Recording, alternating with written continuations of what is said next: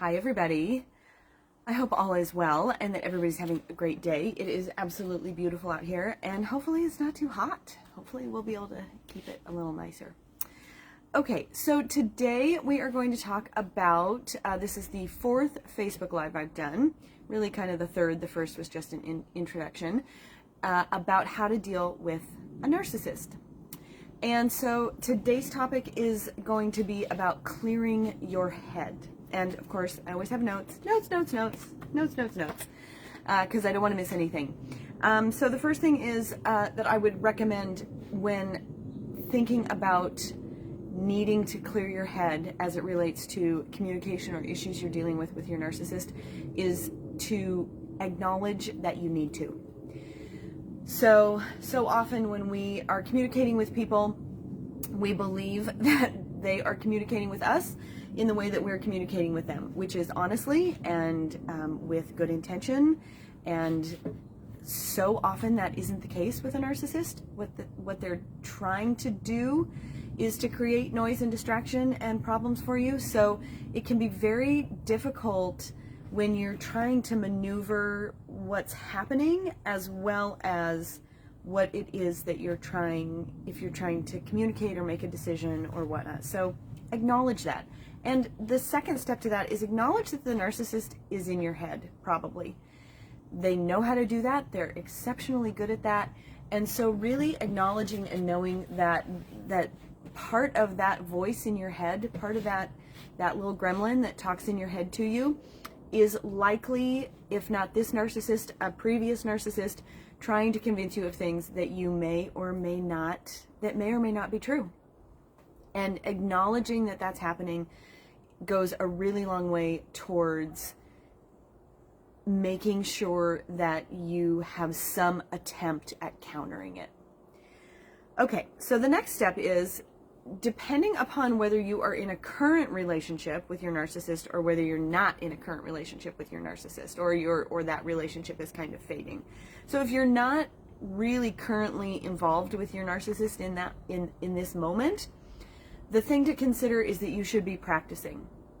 Practice, practice, practice, practice. Now you say to me, what should I be practicing? Well, you should be practicing changing that little voice in your head, that little gremlin that sounds an awful lot like your narcissist. Now what happens is we often end up having our narcissist start, and whether this is something from our past, it can be from it can even be from a parent, or from an experience as a kid. It can be from a bad relationship, but that's where those voices start from, where they generate from.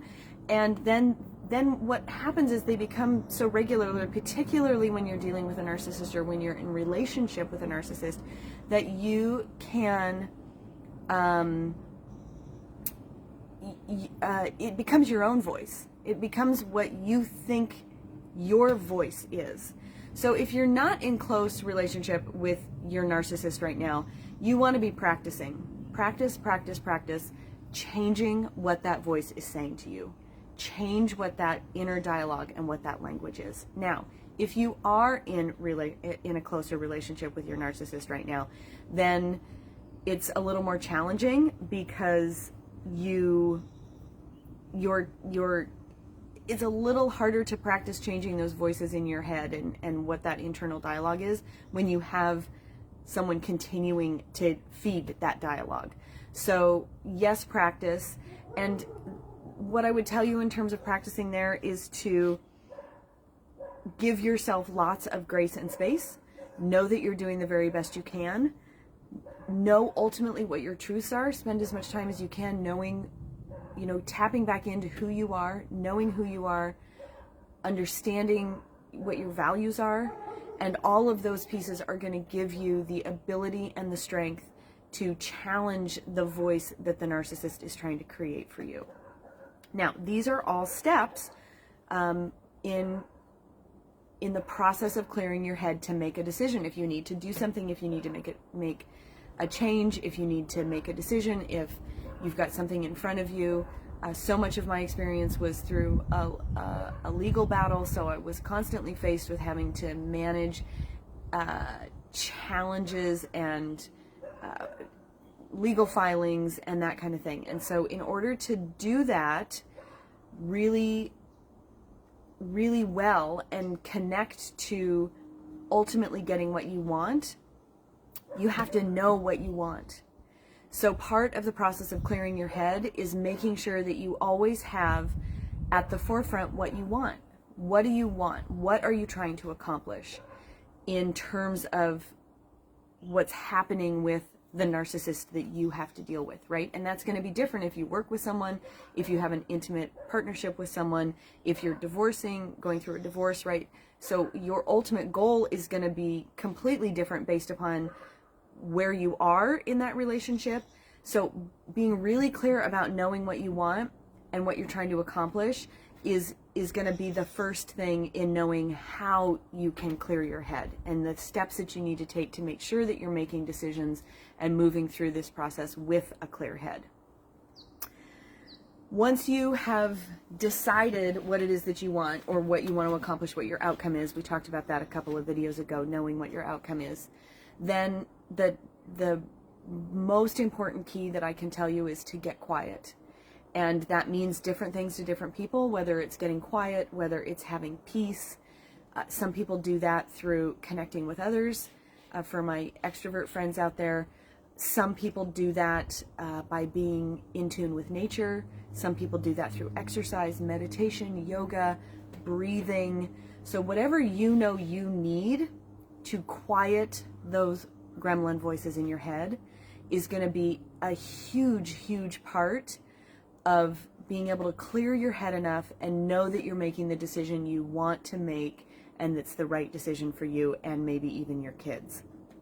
So get quiet.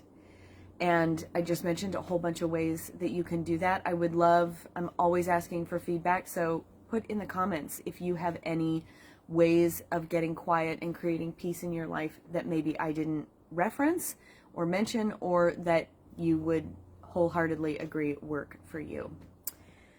So finally, know that part of the reason a narcissist is successful is by creating noise and distraction. And the intent is to create noise and distraction. This is where that term gaslighting comes from. A narcissist is trying to convince you of something that you don't, that isn't true for you. They're trying to convince you of something that isn't actually what's happening. And they do that by noise, distraction, negative intent. So know that that's happening. Remember that that is the key to what they are trying to accomplish. And as you clear your head, as you create that quiet for yourself, whatever that quiet looks like, as you allow yourself more peace, as you allow yourself to practice those limiting the voices in your head that you don't want, and practice encouraging the voices in your head that you do want. When I say voices in your head, I mean, of course, your internal dialogue, the language you use to speak to yourself. As you practice all of those pieces, then you will have success in clearing your head, in making the decisions you want, in staying focused on that ultimate goal that you're trying to accomplish. And for some narcissists, you will also frustrate them, and that may also enhance the level of quiet and peace that you get. So these are my tips for today.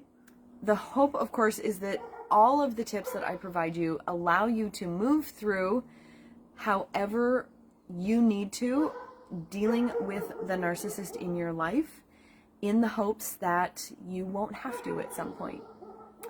If you have any questions or there's anything I can do for you, please let me know. I am here to support you wholeheartedly.